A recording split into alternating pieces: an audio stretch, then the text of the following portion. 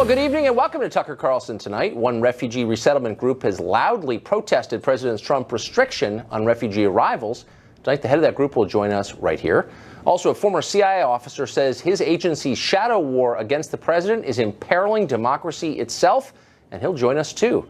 But first, we're a whole month into the Trump administration, and the administration is still rolling out its immigration agenda.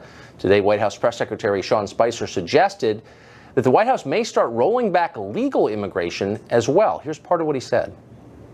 I wanted to see if this White House and President Trump have any interest in curtailing legal immigration going forward. Again, we got to look at this from a priority level. Right now, there's millions of people in this country that are in the country illegally. I think the focus continues to be that 800,000 or 900,000 that have already had an order to have them removed and get them processed through in a way that continues to keep America safe. Legal immigration obviously is a completely separate subject, and that includes visa reform and all that other stuff. The president's talked about that. He's talked about it with business leaders, H-1B visas, etc. You're going to see more of that coming. Well, Ann Coulter is a best-selling author and one of the very few people to predict a Trump presidency way back in June of 2015, and she did it on tape. Question is she happy with what's happened a month in, especially in immigration? She joins us now. Ann, thanks for coming on. Thanks for having me. So you wrote a book that I think influenced the president a lot on immigration, and you've been a pretty strong advocate for changing our immigration laws. How are you feeling? Are you satisfied with what the Trump administration has done so far? So far, I give him an A+. Huh. He got an A just for replacing Obama. Okay, and the plus comes from what? Noon on January 20th. Well, he's up against, he can get to the DACA stuff. He can get to, that's the Dreamers, right. Who are, by the way, committing murder and child rape. We've never had a president who's being opposed on all fronts like this, including from, as my column today is about, Republicans in Congress, including the entire federal bureaucracy, including the entire federal judiciary, including the fake news. And he's right about the fake news. So, considering all of he has to do, he's Gary Cooper out there in high noon. He is standing there alone, and he has done so much in the first month considering that. Is he making his case effectively, do you think? Is he bringing the public along with him? Is he explaining why he wants to do this well? I think so, and there are enough of us to perform backup details, but look at the way he's gone after the media, for example. No other Republican would have done that, and it's an incredibly important thing to do. They keep lying about how he's had a tweet against the media. No, he had a tweet against fake news, and if you disagree with the idea that fake news is bad for a democracy, well, then you can sign up with Goebbels and Leni Riefenstahl, because that is what he's saying. And we are getting fake news. We're getting it constantly. I now heard the third time, and I haven't even been watching very much TV, third time tonight, that, in fact, many studies show immigrants commit less crime than natives. No, it doesn't. No, it doesn't. No, it doesn't. That's an absolute lie. What these phony studies do, and they're all hidden behind paywalls on the internet. So I actually had to pay at some point to read it to get and find out what they're doing. That's one of the most commonly repeated talking points. It's absolutely a lie, which I describe a lot in Chapter 7 of Adios America, but the studies that allegedly show this do not compare immigrants to Americans. They compare immigrants to Americans who have been convicted of a serious offense.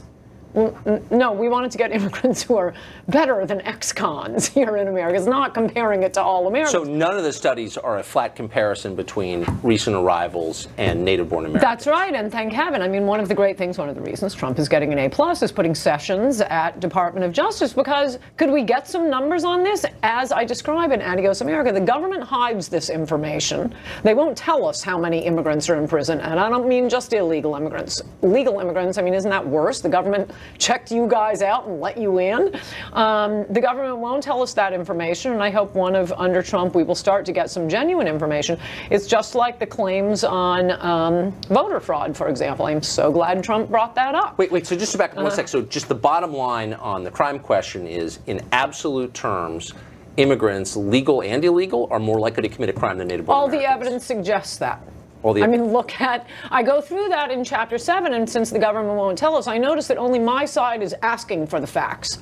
Their side is not asking for the facts. Why can't the government just count? How many immigrants are in prison? They've had significant contact with the government. Right. They've been arrested. They've been prosecuted. They're sitting in prisons that we are paying for Could you count? No, the census can't tell us that. Why do you think they don't? I mean, they count everything else. Because I think they know what the answer would be, which is why I think it's worth pointing out. I'm the one who wants the answer. Our side wants the absolute numbers. So what I did in Adios America is I looked at other things. One place where you can get some of this information is looking at prisons, because prisons need to know the nationality of their prisoners because of gang warfare. So they have very detailed records on inmates in New York State, for example, and you know, there are thousands of Dominicans, one German. So if you, Dane. let's say you were in charge of the federal government, how would you prioritize it? What would you do immediately and then secondarily on immigration? Well, I think he's doing this right. I mean, yes, I do want him to get to the dreamers and to get to the legal immigration. I mean, there is this weird kink even conservatives have in their brains: legal immigration good, illegal immigration bad. Well, no, the Boston Marathon bombers were legal. Right. All of these refugees, the ones who shot up San Bernardino, the one child of an immigrant in Orlando, these are all legal immigrants. Since 1970, we've been admitting more than 1 million immigrants a year, 90% from the third world. The vast majority not only vote Democrat, which is their main purpose for being here, but consume vast amounts of welfare. Why don't we just have an immigration policy that brings in people that help us, that makes our country a better place? That, it seems to me, was the theme of the Trump campaign. We're going to look at this from the perspective of Americans. So what would that look like? How would you filter it? So, I mean, clearly there are a lot of immigrants who are a massive net positive for America, and the statistics are pretty widely known. Not too many anymore. Et cetera. But you can point to quite a few. Most of them are pre-1970. So how would you discern between people who want to come here who are likely to help the country and people who are likely to hurt the country? See if the New York Times wants to write up a glowing profile on them every time we do something. I mean, that's what they did on on the travel ban that Trump did. I noticed they pulled out certain refugees. Usually it wasn't the refugee themselves, it was a parent who wanted to come here from these countries. And wow, 2 cancer researchers? So apparently the New York Times is aware that that's a desirable characteristic in an immigrant, being a cancer researcher, for example. So how about we only get the cancer researchers and the smart ones, and the ones who are going to compete for your job and my job and their jobs, and not their landscapers' job. Is there a country that does this well? Canada used to do it well. I don't think it will under Trudeau. Switzerland, you have to be there for 3 generations, I believe, to become a citizen. Australia and New Zealand. And what's interesting about that? They have a $14 minimum wage in Australia. Why is that? It's a natural minimum wage. Nobody had to pass a law. You didn't need Bernie Sanders out there. It rose naturally because they didn't dump low-wage workers on their country. Are you disappointed in anything the president has done? No. I mean, the thing there's not one thing that he's done where you thought, I think he should tweet more. Come on now. What would be the purpose of that? I love his tweets. I love them so much. It drives the media crazy. Everything. And I wrote in Trump We Trust, E Pluribus Awesome.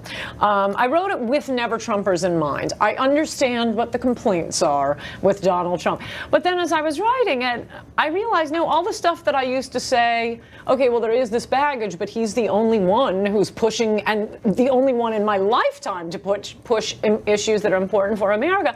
I started to realize, no, I actually like even the stuff, even the baggage. What about his staff? Are you impressed by? They're the most impressive people. Do you think Spicer's doing a good job explaining the White House point of view? Well, no one can do it as well as Trump. But do you think he's doing relative to other press secretaries? Kind of boring. Other than that, I have no complaints. What do you think of Reince Priebus, White House Chief of Staff? I don't really know the details. He seems fine. My favorite human being is Stephen Miller, and I do think Trump should take him as his vice president for the 2nd term. Is that an expression of your lack of confidence in Vice President Pence? Oh, yeah, no, we can't have Reagan, Bush again. No. It's got to be somebody new. I mean, it could be Kobach. It doesn't have to be Miller. And Coulter, thank you. Thank you. Trump administration